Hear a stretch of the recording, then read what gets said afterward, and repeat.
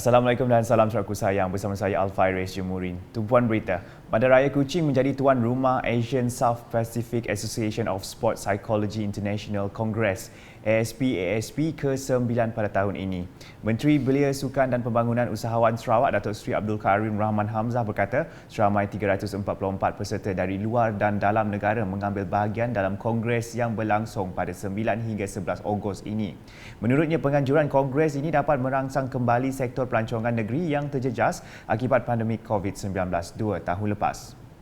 I'm deeply appreciative to the Asian South Pacific Association of Sport Psychology, or ASPA, for their selection of Kuching City as the host for this 2022 Congress. I truly hope that this Congress will be the start of a long and healthy relationship between ASPA and Sarawak. As Sarawakians, we pride ourselves on being very friendly and accommodating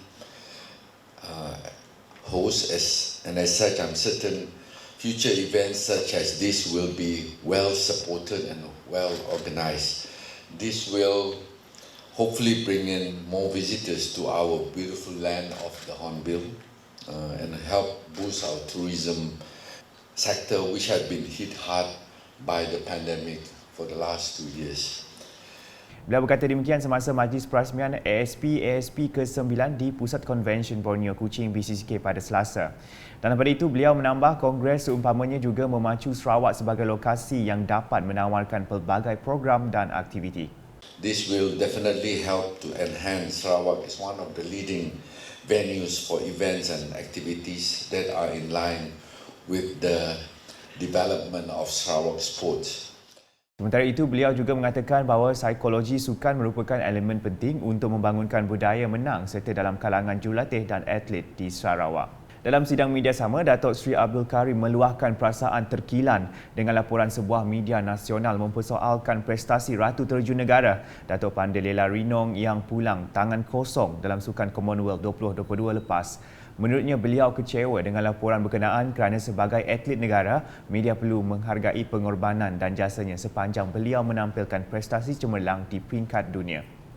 Whether she is a Sarawak athlete or whether she's a Malaysian athlete, West Malaysian athlete, you don't treat our national heroes just because they could not get medals. Macam ini kita tulis. Pandelela pulang tangan kosong. Oh, Pandelela return with nothing. Well, there is such thing where we call kalau macam tebu lah. Kalau bila manis kita angkatkan, bila dia manis kita campakkan buat macam sampah. That is not how we should treat our national athletes. Have passion for them, compassion for them also. They have tried their best. Tegas beliau, semua pihak perlu faham mengenai dunia sukan dan setiap atlet ada mengalami prestasi yang tidak konsisten. Laporan seterusnya, Klinik Long Loyang di Baram kini menerima bekalan elektrik 24 jam hasil daripada projek rintis kuasa hybrid solar hidrogen yang julung kali dilaksanakan di Malaysia.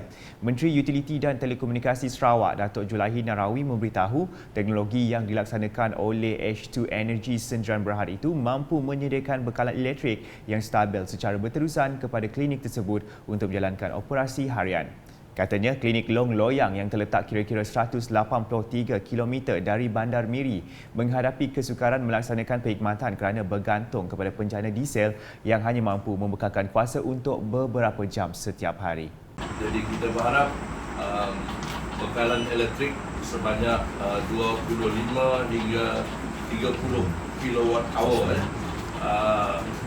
yang disasarkan untuk 24 jam akan dapat memberi kemudahan kepada pihak klinik. Beliau berkata demikian pada sidang media selepas merasmikan Majlis Pelancaran Projek Kajian Rintis Modul Solar Hidrogen H2E1 di Kampung Long Loyang pada Isnin. Datuk Julaihi menjelaskan projek itu memanfaatkan tenaga solar untuk membekal elektrik di samping menghasilkan hidrogen dari air melalui elektrolyzer. Dalam pada itu, ujarnya, hidrogen yang dihasilkan mampu menjana elektrik melalui fuel cell semasa situasi ketiadaan tenaga matahari. Berikut pula, matlamat Dual Language Program DLP Sarawak 2022 adalah untuk memenuhi kecemerlangan dan memenuhi keperluan revolusi industri keempat, IR 4.0.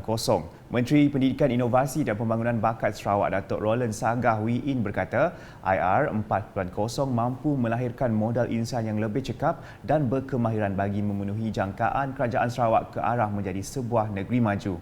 Jelasnya, mulai tahun 2019, guru-guru matematik dan sains tahun 1 dan 2 telah diberikan pendedahan DLP.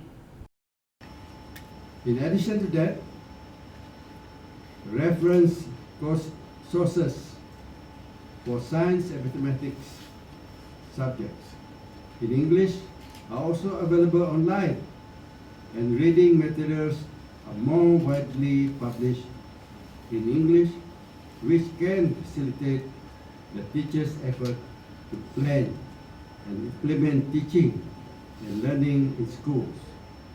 I believe the trust given to IPG Campus Batu Lintang, assisted by IPGK Rajang and IPG Sarawak, will achieve the goal as expected by Mike, which is to improve knowledge and skills among teachers throughout Sarawak and eventually contribute to the aspiration of transforming the state into the IR 4.0 oriented hub. This is our aim. Beliau berkata demikian semasa menyempurnakan Majlis Pelancaran Dual Language Program Sarawak 2022 di sebuah hotel di Kuching pada Selasa. Turut hadir ialah Menteri Muda Pendidikan Inovasi dan Pembangunan Bakat 1, Dr. Anwar Rapai, Menteri Muda Pendidikan Inovasi dan Pembangunan Bakat 2, Datuk Francis Harden Hollis, Setiausaha Tetap MEITD Sarawak, Kamri Afandi dan Pengarah IPG Kampus Batu Lintang, Dr. Lambat Lindong. Seterusnya di Limbang, anak-anak muda Kedayan perlu mempelajari adat resam dan budaya masyarakat Kedayan itu sendiri. Timbalan Premier Sarawak Datuk Amar Awang Tengah Ali Hassan berkata ia penting supaya keunikan kaum Kedayan dapat dikekalkan sepanjang zaman. Saya menyeru kepada anak-anak muda agar terus belajar dan tidak melupakan budaya dan adat resam masyarakat kita, iaitu Kedayan. Dahulu makan tahun ini dilaksanakan selepas menuai atau mengatam padi, ya. Ini mulanya nih. Ini dah banyak lagi dengan yang berpadi nih. Padinya semuanya di supermarket, ya. Padi kita ni semua di supermarket, sudah sedia jadi bahas sudah. Seperti sedia maklum, masyarakat kita sudah kurang terlibat dalam aktiviti pertanian yang berasaskan padi. Perubahan demi perubahan yang berlaku dalam kehidupan ini secara tidak langsung telah mengikis sedikit demi sedikit budaya dan adat resam masyarakat itu sendiri. Beliau berkata demikian menerusi teks yang dibacakan Timbalan Menteri Pembangunan Wanita dan Kanak-Kanak Sarawak, Datuk Rozi Yunus ketika merasmikan Makan Tahun Perdana 2022 di Kampung Sayong, Limbang baru-baru ini. Datuk Amar Awang Tengah juga mengucapkan tahniah kepada Persatuan Kedayan Limbang kerana telah berjaya menempatkan program ini dalam kalender pelancongan negeri Sarawak. Ini adalah satu kejayaan yang dapat dibanggakan. Baru tahun ke-6 tapi sudah mampu memasukkan majlis ini ke dalam kalender pelancongan negeri Sarawak. Dalam majlis itu juga, Datuk Rozi telah mengumumkan peruntukan berjumlah RM10,000 untuk Persatuan Kedayan Limbang. Di Bintango, Jambatan Merah Bintango bakal menjadi satu lagi mercu tanda baharu di daerah itu. Menurut Ahli Dewan Undangan Negeri Adun Meradong, Datuk Ding Kong Hing, Kerajaan Sarawak telah meluluskan permohonan projek ini di bawah rancangan Malaysia ke-12, RMK-12 dengan kos bernilai RM100,000 di bawah seliaan Majlis Daerah Meradong dan Julau MDMJ. Katanya projek itu akan disiapkan dalam tempoh 3 bulan bermula dari 15 Ogos ini.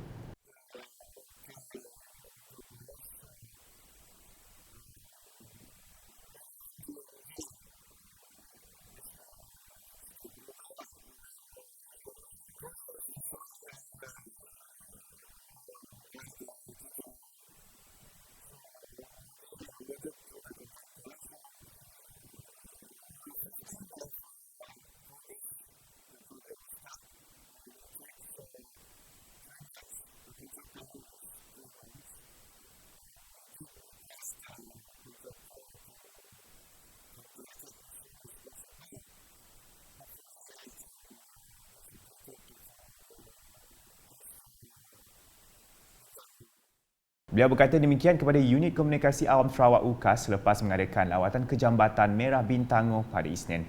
Sehubungan itu, beliau menasihati semua pengguna jalan raya yang menggunakan Jalan Bintangoh Sarike supaya berhati-hati dan memberi kerjasama bagi memudahkan kerja-kerja pemasangan lampu LED tersebut. Dalam perkembangan lain, Datuk Ding telah menyaksikan penyerahan 2 projek transformasi luar bandar RTP 2022 yang dilaksanakan sepenuhnya di bawah penyeliaan Jabatan Kerja Raya JKR bahagian Sarike. 2 projek berkenaan adalah menukar wayar bekalan elektrik rumah panjang dan membaik pulih pembentung rumah panjang Giman, Skimbi Meradong berjumlah RM82,000 dan menukar wayar bekalan elektrik rumah panjang Augustin, Tanah Putih berjumlah RM90,000. Sedikit berita sukan. Hasrat Kuching City FC, KCFC untuk mengutip 3 mata penuh di laman sendiri tidak kesampaian setelah diikat Johor Darul Takzim 2 tanpa jaringan dalam aksi Liga Premier 2022 di Stadium Negeri Petrajaya pada Selasa. Keputusan itu sekaligus mengekalkan KCFC kendalian Irfan Bakti di tangga keempat Liga dengan mengumpul 21 mata dari 13 perlawanan setakat ini. Ketumpulan jentera serangan menjadi duri dalam daging kedua pasukan dalam mencari gol pembukaan pada babak pertama permainan. Ia menyaksikan beberapa peluang terbaik gagal dimanfaat baik penyerang tuan rumah maupun pelawat. Sebaik babak kedua bersambung, KCFC tampil dengan persembahan yang lebih meyakinkan dengan kerap menggasak gawang JDT 2. Peluang terbaik muncul pada minit ke-53 namun situasi pergelutan di hadapan gawang JDT 2 gagal disudahkan oleh barisan penyerang KCFC. Minit ke-70, giliran Wan Muhammad Faiz mendapat umpanan cantik hasil hantaran silang Amir Amri Saleh namun turut disia-siakan penyerang muda itu. Meskipun KCFC melakukan beberapa pertukaran pada penghujung separuh masa kedua, namun ia tidak mengubah kedudukan hingga whistle penamat. Sekian edisi Tengah Hari bersama saya Alfaris Jemurin. Berita lebih lanjut boleh didapati di semua platform media sosial UKAS termasuk portal ukas.sarawak.gov.my dan UKAS Channel di YouTube. #menyebar fakta. Salam UKAS.